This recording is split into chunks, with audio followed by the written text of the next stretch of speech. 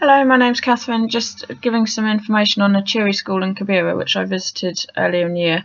This is a general area which is where I was staying with Jairus, the headmaster. He's essentially in a tower block and he has electricity and doesn't have running water, but there is water there.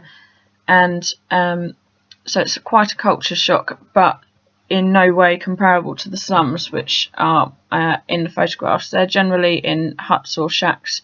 So it's relative luxury in comparison, and was very easy to adjust to as well, actually. This is the area around where the school is. Here is some imagery of the local market. They're quite blurry photos simply because being a Westerner with an expensive phone didn't seem like a very sensible idea to be showing that easily in public.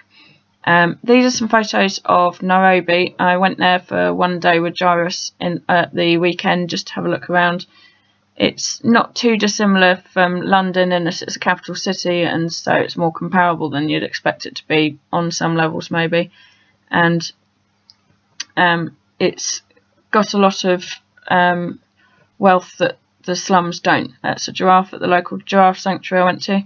This is where I actually stayed in Jairus's house. So as you can see from a Western point of view, it's not a complete and utter culture shock. It's recognisable in the sense that you could have electricity and Wi-Fi and so on. So I felt utterly welcome. Then we move on to the slums, which are dirty, smelly, unhealthy, bustling, full of people that are friendly in general, but then there's the odd person that you just know to avoid instantly. This was a walk to school that I did every morning with Emily, Jairus' wife, and who is the teacher at school. And this is right outside the school itself. And this is the sort of area that you walk through to get to the children. The further inside the slums you get, the more unpleasant it is. Most people we used a bike taxi, so I used this one every day because it was great.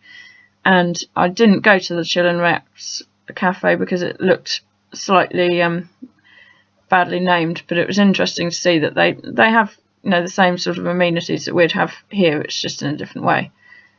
Here's the school itself. This is the children playing recorder in a lesson. And some friends of mine are in bands called the Skints, so they had recorded and sent some things over for me to play for the children. Here are some of the kids from the top year who were absolutely delightful to talk to. And this was a lady that worked in the slums as a nurse, and so she came in to talk to the kids. And a note that I had from one of the kids just before I left, which was very heartwarming. The other work that I did briefly was see the medical centre, which serves 600,000 people in the centre of the slums.